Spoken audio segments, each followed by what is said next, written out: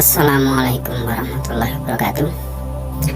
Innal hamdalillah nahmadu wa nusalli wa nusallimu ala rasul karim. Amma ba'du. Teman-teman, ketemu lagi dengan Undercat Channel. Alhamdulillah, semoga pertemuan kita ini Allah berikan keberkahan. Semoga teman-teman semua diberi kesehatan, dimudahkan rezekinya, dilancarkan urusannya, dan sukses usahanya. Semoga diberi keberkahan dunia hingga akhirat. Amin ya rabbal alamin. Teman-teman, kita akan cerita lagi. Lagi-lagi kita cerita, ya bisa nyambung cerita. Ini teman-teman, ada satu cerita, ini kisah ya, bukan cerita fiktif, ini kisah nyata. Teman-teman, suatu ketika Sayyidina Hasan radhiyallahu anhu, Sayyidina Husain radhiyallahu anhu, dan Sayyidina Abdullah bin Ja'far radhiyallahu anhu, 3 orang, 2 cucu Nabi dan 1 lagi mahi saudara. 3-tiganya sahabat Nabi SAW. Mereka bertiga suatu ketika itu mengadakan perjalanan haji dari Madinah menuju Mekah. Jalan itu beberapa hari. Kalau sekarang ya dengan mobil, kereta api, atau dengan kendaraan yang cepat. Kalau ketika itu jalan ya beberapa hari. Dalam perjalanan, ketika mereka sedang istirahat tidur, tiba-tiba mereka bangun, perbekalan mereka yang diangkut oleh unta itu hilang. Jadi untanya kemana ya, perbekalannya hilang semua. Mereka tetap meneruskan perjalanan. Mereka berjalan bertiga, dan sampai satu ketika mereka ya lapar, dan lumrah lapar, tapi kan sahabat nggak ngomong lapar. Mereka menemui sebuah gubuk di tengah padang pasir, di tengah padang, sebuah gubuk. Maka mereka mendatangi gubuk tersebut. Mereka mengucapkan salam. Ternyata dijawab, dan ternyata seorang ibu tua, seorang nenek. Maka salah seorang dari mereka mengatakan, "Wahai ibu, kami adalah musafir dalam perjalanan dan perbekalan kami hilang. Jadi beberapa hari kami ya begitu. Intinya kami membutuhkan minum. Apakah ibu punya sesuatu untuk bisa kami minum untuk menandakan?" Maka dikatakan oleh ibu tersebut, oleh nenek itu, "Wahai tuan-tuan, wahai saudara, saya tidak punya apa-apa kecuali seekor kambing itu. Jika kalian mau, peralah susunya." Maka mereka perah, dan mereka minum susu tersebut. Kambingnya ini kurus ya, namanya padang pasir ya, ada rumput tapi kan jarang. Mereka minum. Setelah minum, mereka mengatakan lagi, "Wahai ibu, di samping kami haus, kami juga lapar. Apakah ibu punya sesuatu yang bisa kami makan, yang kami minta untuk mohon kebaikan ibu untuk bisa kami makan?"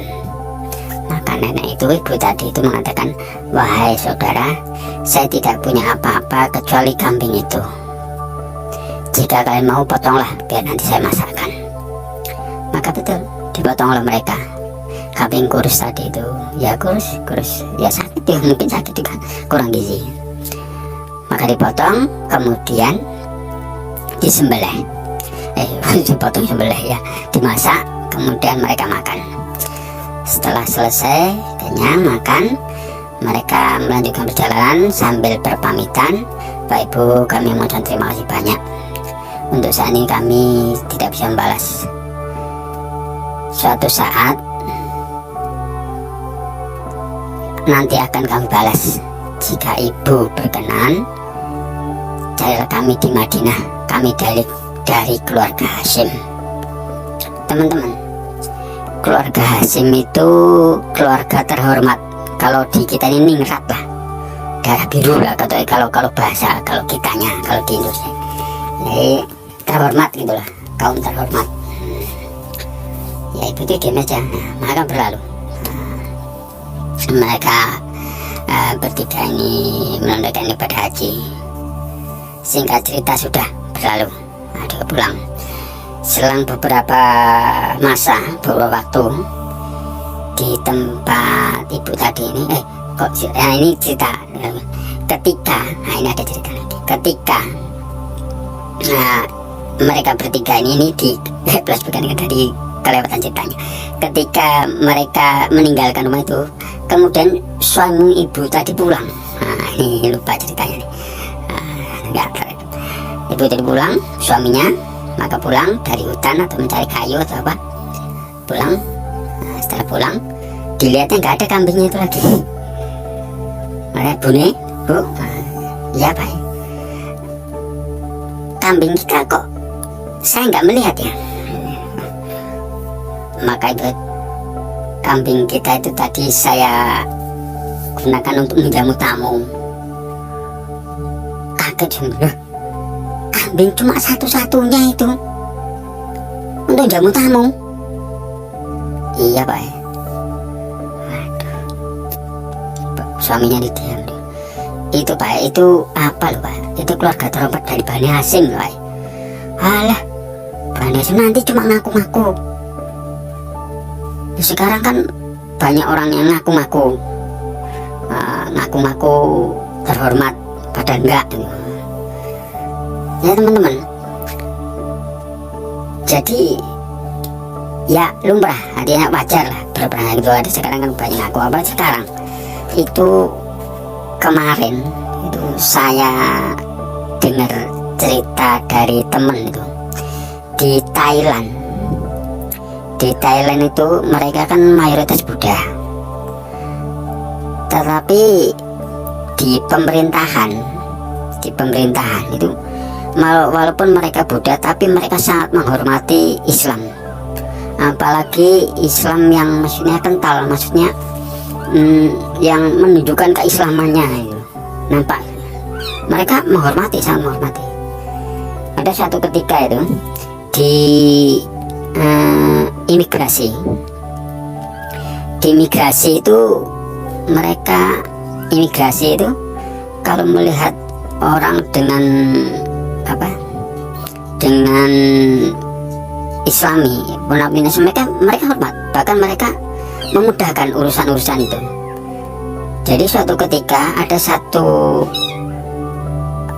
beberapa orang rombongan, mereka menggunakan atribut Islami. Jadi mereka meminta atau fasilitas di imigrasi itu, karena mereka tahu bahwa kalau udah Islam ini kan didahulukan gitu. Jadi mereka fasilitas ini dan itu. Maka orang imigrasi ini ya mungkin mandor atau apanya curiga. Biasanya mereka nggak minta tapi langsung dikasih gitu. Ini kok minta gitu. Maka heran. Maka dengan diam-diam orang imigrasi telepon ke ulama sana. Assalamualaikum Pak, ya pokoknya nggak pas Pak, ini ada beberapa orang Islam tapi minta, ya intinya minta fasilitas ini dan itu. Biasanya mereka nggak minta, ini kok minta. Biasanya kita langsung kasih. Oh, maka yang orang alim tuh juga tanya namanya siapa tuh, bukan gitu. Namanya ada Ahmad, ada Sulaiman, ada Yusuf, ada nama-nama Islam ya. Oh itu ya, itu orang Islam. Tapi kok begitu?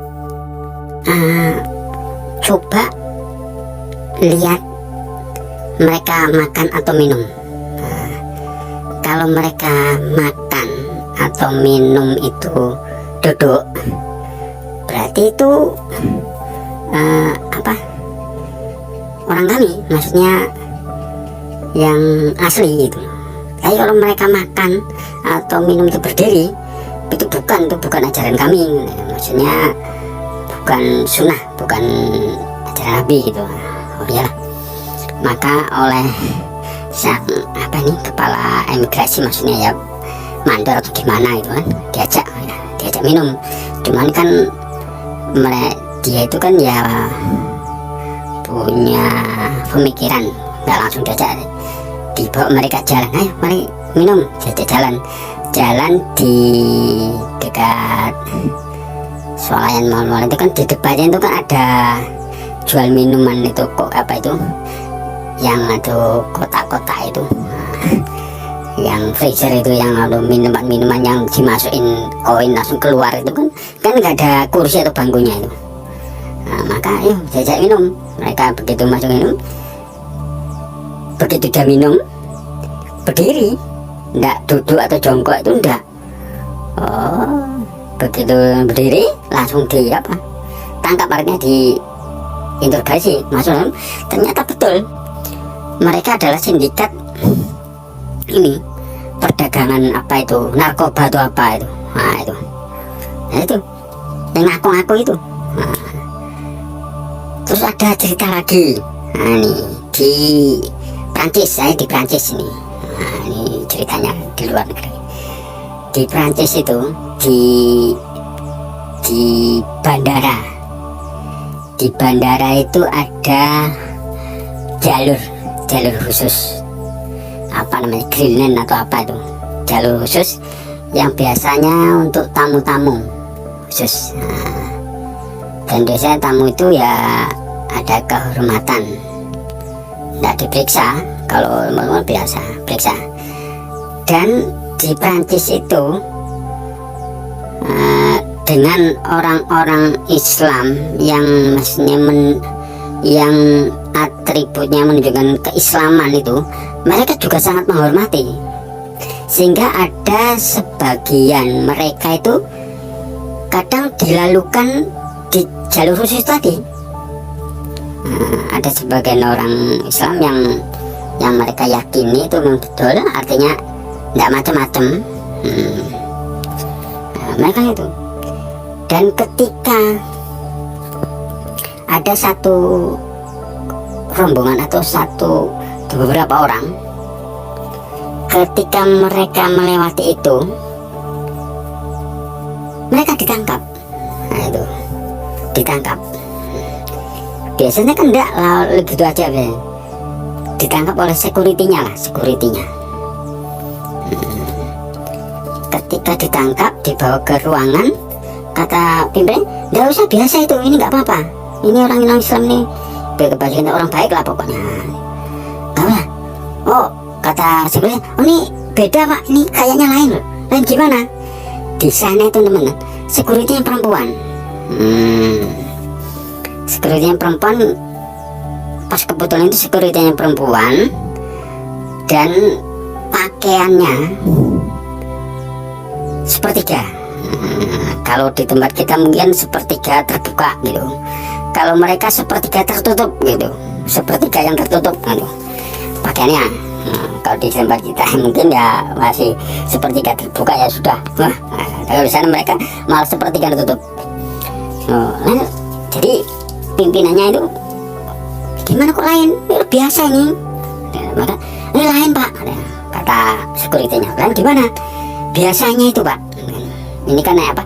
Kayak naik eskalator itu, naik gitu kan, naik gitu, jalan eskalator di ujung sana itu sekuritinya berdiri. Biasanya pak, katanya, kalau saya tahu pak rombongan seperti ini, biasanya begitu rombongan itu melihat saya langsung tunduk pak, maksudnya langsung menundukkan pandangan gitu, duduk gitu, nunduk, nggak pernah lihat saya lagi. Nah ini rombongan ini lain. Begitu lihat saya kok langsung melototi terus itu, sampai dari eskalator bawah sampai atas terus Ya saya curiga, maka saya tangkap gitu. Biasanya kan begitu naik eskalator, begitu terus terpandang ke saya, langsung mereka nunduk Pak. Nah itu nggak lihat saya, terus nunduk gitu sampai terus berlalu gitu. Ini kok lain, begitu melihat saya langsung nengoki terus gitu. Ya saya tangkap. Oh gitu ya, oh ya.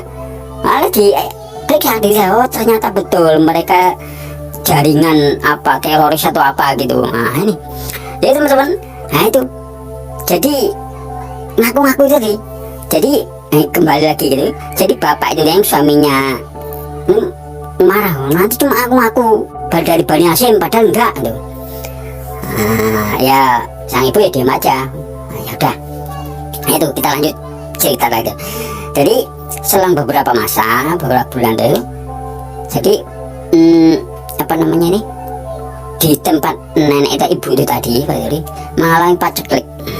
Paceklik, teman-teman tahu paceklik kan? Paceklik itu, paceklik itu bahasa apa ya, Thailand atau apa itu, pokoknya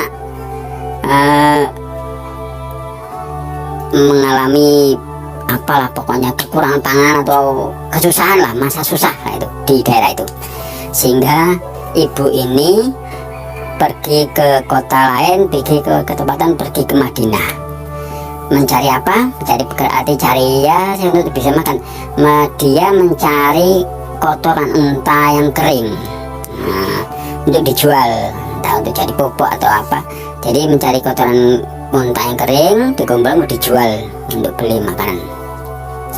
Dan ketika nenek ini tadi sedang mencari-cari itu, terlihatlah oleh Sayyidina Hasan. Ya Sayyidina Hasan atau Husain, saya pertama salah seorang dari mereka lah, Sayyidina Hasan. Sayyidina Hasan, maka Sayyidina teringat, oh ini sepertinya ibu yang dulu menolong saya ini. Maka dia nyuruh pembantunya, tolong panggilkan ibu itu. Maka dipanggil, bu panggil sampai rumah. Maka ditanya, wah ibu kenal saya enggak? Enggak Tuan, saya enggak kenal jenengan, saya tidak kenal saudara. Bu, saya ini orang yang bersama dua teman saya, dua saudara saya itu, kami bertiga adalah orang yang ibu tolong. Kata ibu tuh, enggak tahu, saya enggak pernah menolong orang kok. Bu, coba diingat-ingat Bu, saya dan kedua saudara saya itu, adik saya dan saudara saya itu, ketika itu dalam perjalanan haji, kemudian pertolongan kami hilang, kami singgah di gubuk di rumah ibu, kemudian ibu menjamu kami dengan susu kambing dan daging kambing ibu nih. Ibu itu, enggak, saya enggak ingat, enggak tahu nih. Maka didesa terus karena akhirnya ibu tuh, oh iya. Dalam kisah itu, dalam cerita ini, ada ulama memberitahu, keterangan ulama bahwa sebenarnya ibu itu sudah tahu. Ibu itu sudah tahu. Tapi ibu ini belajar ikhlas. Artinya dia ikhlas, pokoknya sudah berambis beramal ya udah lupa gitu. Karena ikhlas itu lupa dengan amal baik.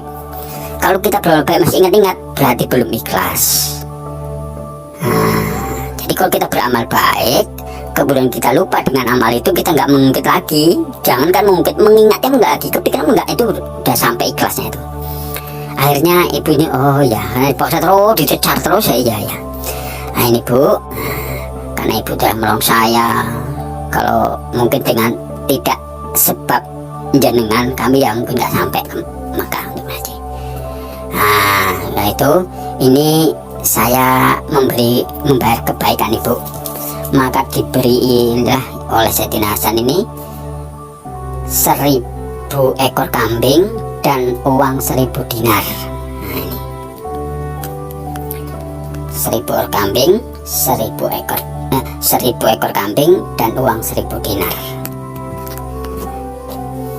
1000 dinar. 1 dinar itu berapa? 1 dinar itu 2,4 gram ya kalau nggak salah ya, 2,2 atau 2,4 gram. 1 gramnya itu berapa? Dan 1 juta itu berapa itu?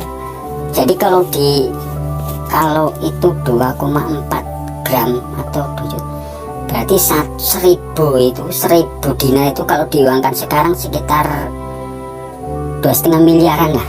Nah Ini Bu, itu sebagai tanda terima kasih saya yang tidak seberapa ini. Kemudian nanti Ibu bisa nanti jumpai adik saya. Kemudian Sayyidina Hasan menyuruh pembantunya untuk mengantarkan ibu ini ke tempat adiknya itu Sayyidina Husain. Maka dibawalah oleh pembantunya.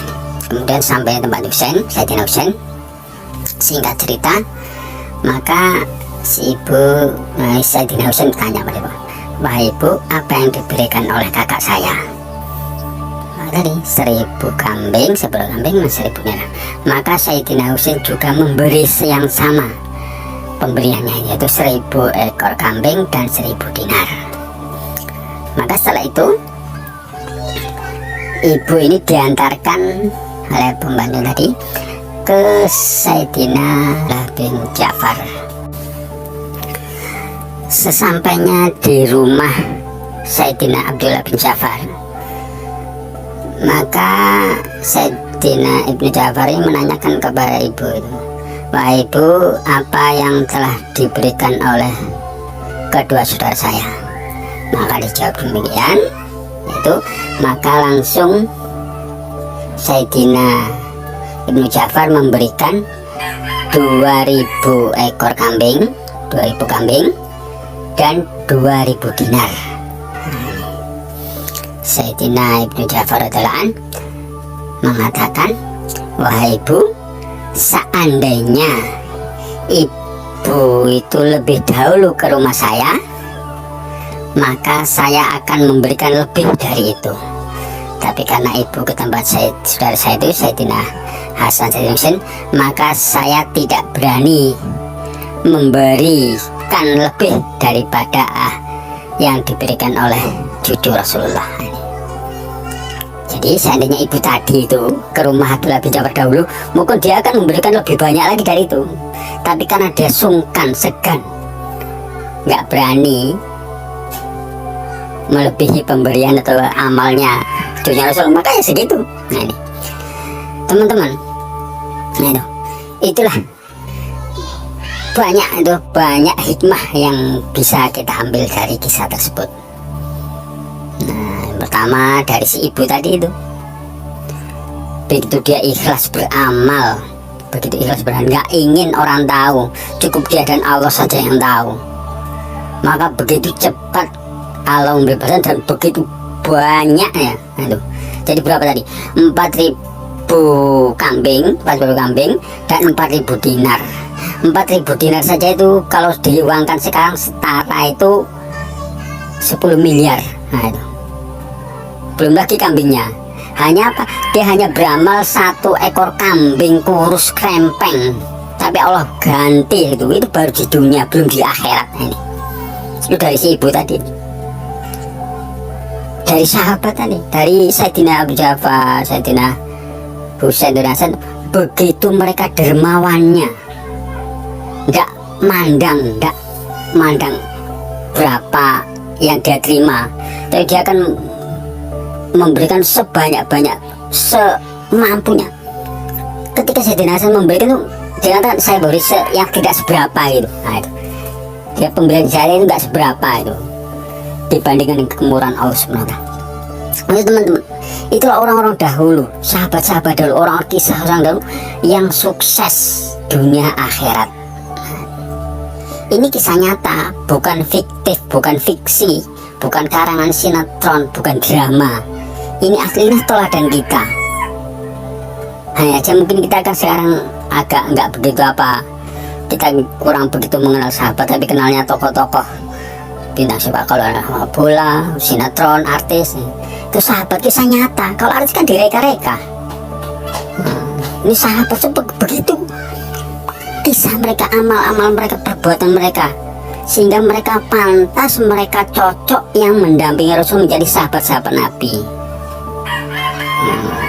Orang-orang mulia, Nabi itu orang mulia yang didampingi oleh orang-orang yang mulia juga. Sehingga seandainya mereka nggak mulia, mereka munafik. Nah, itu ketika itu hanya orang sahabat dan munafik, kafir dah, itu saja. Nggak ada kepura-puraan. Kalau bagi Rasulullah, yang munafik jelas, yang kafir jelas, yang mukmin jelas. Itu bagi Rasulullah, Rasulullah beritahu. Nah, begitulah teman-teman kisah kita sharing hari ini, saat ini. Semoga sharing kita, kisah tersebut bermanfaat buat pelajaran kita. Semoga kita merasa terhibur dengan kisah tersebut. Semoga ada manfaatnya dunia akhirat. Semoga teman semua sehat dan dikuatkan iman, dikuatkan amal, sehat dan dimurahkan rezeki. Demikian ya teman-teman, kita sudahi. Subhanallah wa bihamdihi, subhanallah wa bihamdika, asyhadu an la ilaha illa anta, astaghfiruka. Assalamualaikum warahmatullahi wabarakatuh.